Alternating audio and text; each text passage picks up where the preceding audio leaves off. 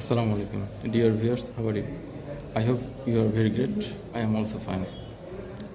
So today I will tell you a real rape case about raping case.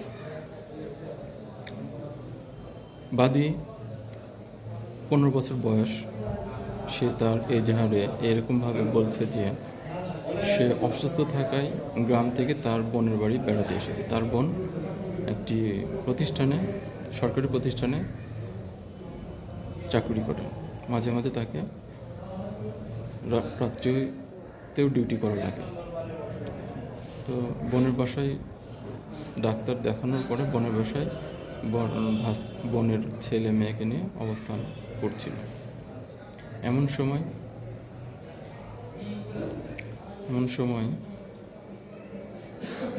তার বোন ডিউটিতে চলে যায়।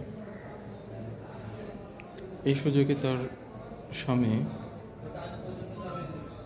বাদিনীকে প্রস্তাব দেয় ইলিগ্যাল সম্পর্ক করার জন্য। বাদী রাজি না হলে আসামি তাকে প্রাণে মেরে ফেলার হুমকি দেখে, ভয় দেখিয়ে তার বোনেরও ক্ষতি করবে এবং তাকেও মেরে ফেলবে, জোরপূর্বক তাকে ধর্ষণ করে।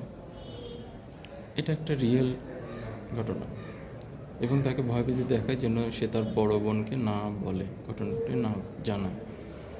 এভাবে চলার পরে কিছুদিন পরে আবার মেয়েটি যখন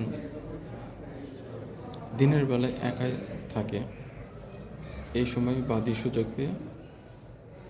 আসামি সুযোগ পেয়ে বাদীকে আবার পুনরায় ভয়ভীতি দেখিয়ে ধর্ষণ করে।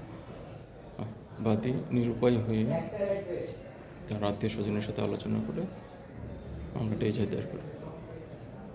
সো এটা একটা রিয়েল মনে হয় আমার কাছে, যে রিয়েল, এবং এর ফলাফলও পজিটিভ হবে, মানে আসামি শাস্তি পাওয়ার যোগ্য এই মামলায়। ধন্যবাদ। আসসালামু আলাইকুম।